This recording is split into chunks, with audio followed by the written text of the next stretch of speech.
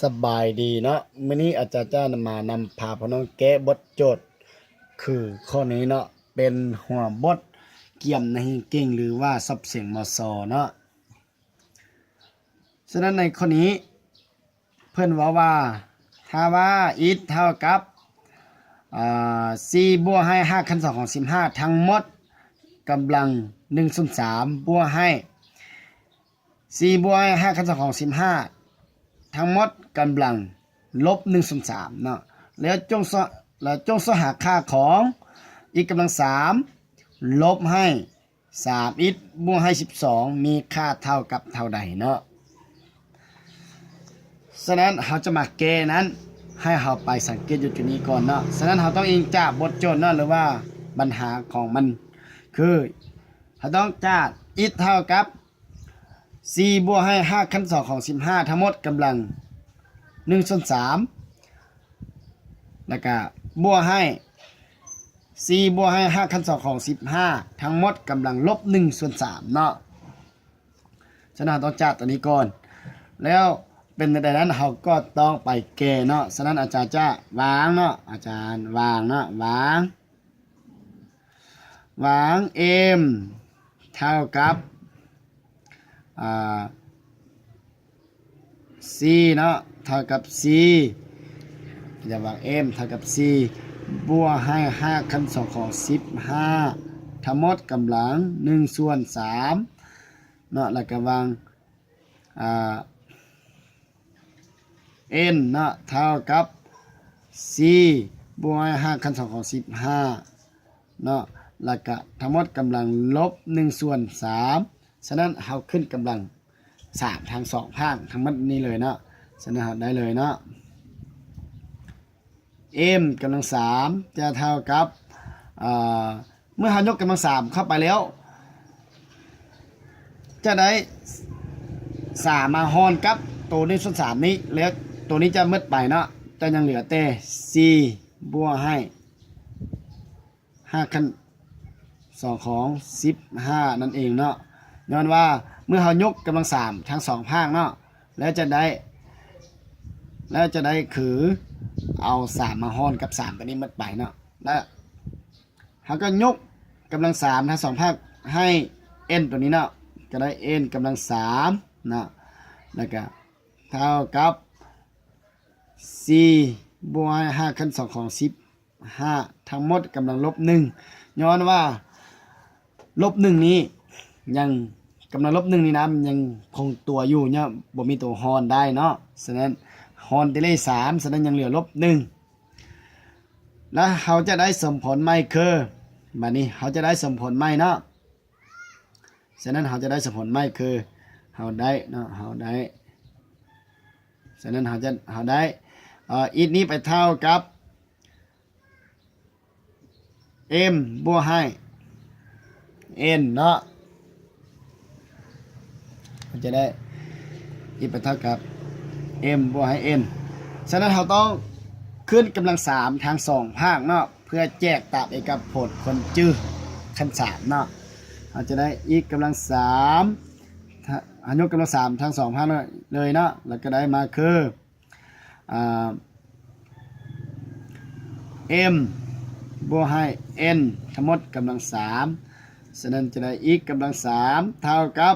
เราจะแจกเอกผลตามนี้เลยเนาะฉะนั้นเวลาที่เราแจกเอกผลไปมันจะได้คือ m กำลัง3เนาะแล้วก็บวกให้3 m n เนาะคูณให้ m บวกให้ n แล้วก็บวกให้ m กำลัง3เนาะธรรมดาเนาะธรรมดาเขาเจ๊กับผล a บวก b ทั้งหมดกำลัง3นี่มันจะคือตัวนี้เนาะมันจะคือตัวนี้ a บวกให้ b ทั้งหมดกำลัง3มันจะเท่ากับ a กำลัง3บวกให้3 a กำลัง2แล้วก็ b บวกให้3 a แล้วก็ b กำลัง2แล้วก็บวกให้ b กำลัง3เนาะแต่ว่าอาจารย์จะแยกตัวนี้มาเป็น3 a b สุขคนให้ a บวกให้ b เนาะให้เข้าใจอยู่บนนี้เนาะไปจังสิแล้วก็ อาจจะก็แย่มาได้แบบนี้แล้วเราก็ไปซ่อหาค่าของมันเนาะฉะนั้นยังเหลือหลายค่าที่เรายังไม่ได้ซ่อคือค่าของ m เราซ่อหาวางมาคือตัวนี้เนาะแล้วค่าของ m กำลัง3 n กำลัง3ตัวนี้เขาก็ซ่อได้มาแบบนี้แล้ว แต่ว่ายังเหลือค่าของ m คูณให้ n เนาะแล้วก็ได้มาเลยเนาะบัดนี้เขาก็ได้บัดนี้นะได้หรือว่าเอาเนาะหรือว่าได้m คูณให้ n นี่นะมันจะเท่ากับc บวกให้5ขั้น2ของ15เนาะทั้งหมดกำลัง1/3คูณให้c บวกให้5ขั้น2ของ15นี้เนาะทั้งหมดกำลังลบ1/3เนาะแล้ว2ตัวนี้คูณกันเนาะพื้นคือการเอากำลังบวกกันฉะนั้น1/3บวกให้1/3บวกให้1/3กลายเป็น0เนาะฉะนั้น a กำลัง0เนาะสูตรเลขกำลังเนาะ a กำลัง0นี่จะเท่ากับ1อยู่เสมอเนาะฉะนั้นตัวนี้จะเท่ากับ1ไปเนาะแล้วยังอีก1กรณีเนาะฉะนั้นอยู่บนที่เราจะได้ผันเปลี่ยนไปคือเนี่ยใดนั้นให้เราไปติดตามเบิ่งเลยเนาะคือตัวนี้บัดนี้นะบัดนี้เอาตัวนี้ไปแทนใส่ก่อนบัดนี้ได้บัดนี้นะดังนั้นเนาะดังนั้นอีกกำลัง3จะเท่ากับ m กำลัง3เราซ่อหาได้แล้วคือตัวนี้เนาะคือc บวกให้5ขั้น2ของ15เนาะแล้วก็ต่อไปบวกให้3บวกให้mn เนาะ m คูณให้ n นี่นะเราซ่อหาได้มาแล้วคือเท่ากับ1เนาะฉะนั้นเราคูณให้1ซะเลยและ m บวก n นี่นะเราซ่อได้แล้วคือเมื่อกี้เราวาง it เท่ากับ m บวกให้ n เนาะฉะนั้นเราแทน it ใส่เลยเนาะฉะนั้นเราแทน it ใส่เลยเนาะแล้วก็ไปบวกให้ m ตัวนี้เป็นตัว n นะ n กำลัง3ตัวนี้เราไปซ่อได้แล้วคือตัวนี้เนาะคือ c บวกให้5ขั้น2ของ15นี้ทั้งหมดกำลังลบ1เนาะแล้วบัดนี้อาจจะก็เขียนคืนเป็น e กำลัง3เท่ากับ3คูณ1คูณ e เป็น3 e เนาะแล้วก็บวกให้ c บวกให้5ขั้น2ของ15เนาะแล้วก็ไปบวกให้c บวกให้5ขั้น2ของ15ทั้งหมดนี้กำลังลบ1ยังบ่จบเทื่อเนาะฉะนั้นยังบ่จบเทื่อให้เฮาไปต่อเนาะบัดนี้ยังบ่จบเทื่อย้อนว่าตัวนี้ก็ยังบ่งามอยู่เนาะตัวเลขนี้ก็ยังบ่งามอยู่ฉะนั้นเราต้องไปอิงใส่บนนึงเนาะว่าจาดเนาะหรือว่าจาดเราต้องไปขึ้นหาเอกผลเนาะต้องจาด c บวกหรือว่า c ลบให้5ขั้น2ของ15ตัวนี้ไปคูณให้ c บวก5ขั้น2ของ15เนาะเท่ากับ1เนาะเราต้องไปจาดตัวนี้เป็นพิเศษเนาะเพราะว่าตัวนี้ยังบ่แล้วติเนาะตัวนี้ยังบ่แล้วเนาะแล้วเราก็ไปถอนเอาบัดนี้นะเราก็ไปถอนเอาบัดนี้เราก็ไปถอนเอาค่าไหนหนึ่งฉะนั้นตัวที่มีกำลังลบ1นี้เนาะเนี่ยว่าเราบ่สามารถเปลี่ยนได้และอาจารย์จะถอนเอาตัวนี้เลยเนาะถอนเอาตัวนี้เลยถอนเอาc บวกให้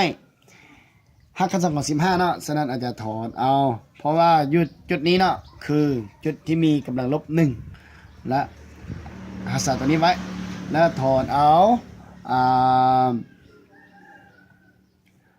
c บวกให้5ขั้น2ของ15นี้เลยจะเท่ากับ1มาส่วนให้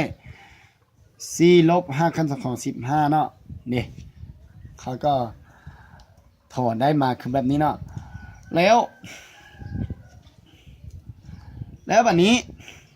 เราก็เอาตำแหน่งของตัวนี้เนาะเอาตำแหน่งของตัวนี้ไปแทนอยู่ที่นี่เนาะไปแทนอยู่ที่นี่เนาะไปแทนอยู่ที่นี้ไปแทนอยู่บนมีกำลังลบ1ฉะนั้นได้บัดนี้นะได้มาอีกครั้งหนึ่งเป็นอีกกำลัง3เท่ากับ3อิฐเนาะบวกให้4แล้วก็บวกให้5คูณ2ของ15เนาะแล้วก็ไปบวกให้1ส่วนให้4ลบ5คูณ2ของ15นี้นะของ15นี้เนาะทั้งหมดกำลังลบ1นะทั้งหมดกำลังลบ1แล้ววันนี้ให้เราเข้าใจว่าอยู่ในสูตรนะอยู่ในสูตรคณิตศาสตร์เพิ่นว่า a กำลังลบ1เท่ากับ1ส่วน a มันนะแล้วบัดนี้อยู่บนนี้เนาะแล้วก็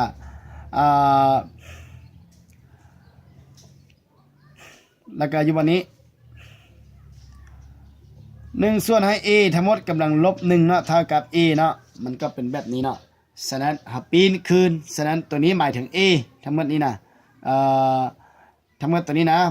อยู่บนนี้4ลบให้5คูณ2ของ15นี้หมายถึง a ฉะนั้นกำลังลบ1ครับปีนไปเลยกับถึงเป็นบวกเลยนะบวก1ฉะนั้นจะได้เลยอีกกำลัง3เท่ากับ3อิฐบวกให้10บวกให้4แล้วบวกให้5คูณ2ของ15แล้วไปบวกให้4ลบ5คูณ2ของ15เลยเนาะเป็นกำลัง1เนาะแล้วบัดนี้เราเห็นว่าบวก5คูณ2ของ15กับลบ5คูณ2ของ15นี่เท่ากับ0ไปแล้วก็ได้มาเลยเนาะแล้วก็ได้มาเลยอีกกำลัง3เท่ากับ3อิฐเนาะแล้วก็บวกให้8เนาะเพราะว่าตัวนี้เท่ากับ0ไปแล้วรับเป้าหมายของเพิ่นนะเพิ่นให้เฮาซ้อหารับเป้าหมายของเพิ่นนะและเป้าหมายของเพิ่นนะเพิ่นอยากให้เฮาซ้อหาคือตัวนี้นะคือตัวนี้อีกกำลัง3ลบให้3อิฐบวกให้12เนาะฉะนั้นเฮาไปซ้อหาได้แนวใดเนาะแล้วหาไปซ้อหาได้แนวใดฉะนั้นเราก็ได้มาเลยอีกกำลัง3เนาะบวก3อิฐย้ายมาเป็นลบ3อิฐเนาะแล้วก็เท่ากับ8บัดนี้เป้าหมายของเพิ่นอยากให้เราซ้อหาอีกกำลัง3ลบให้3อิฐบวกให้12เนาะฉะนั้นเราต้องบวก12เข้าเท่า2,000เลยเนาะแล้วก็ได้เลยอีกกำลัง3ลบ3อิฐเนาะบวกให้12แล้วก็เท่ากับ8บวกให้12เนาะทั้ง2ภาคแล้วบัดนี้ตัวนี้ได้มาแล้วเนาะแล้วก็เท่ากับ8บวกให้12เท่ากับ20เนาะเขียน20ซะเลยแปลว่าได้เนาะฉะนั้นอีกกำลัง3ลบให้3อิฐบวกให้12นี่นะเท่ากับ20นั่นเองเนาะแล้วก็ง่ายๆแบบนี้เนาะสำหรับข้อนี้เนาะค่อนข้างยากนิดนึงอยู่บนที่เขาได้ผันเปลี่ยนหลายนิดนึงเนาะแต่ว่าผู้ที่เข้าใจแล้วก็บ่มีปัญหาเนาะแต่ว่าผู้ที่ยังบ่เข้าใจเทื่อยังบ่มีพื้นฐานนะอาจจะสับสนนิดนึงเนาะแต่ว่าพยายามเนาะให้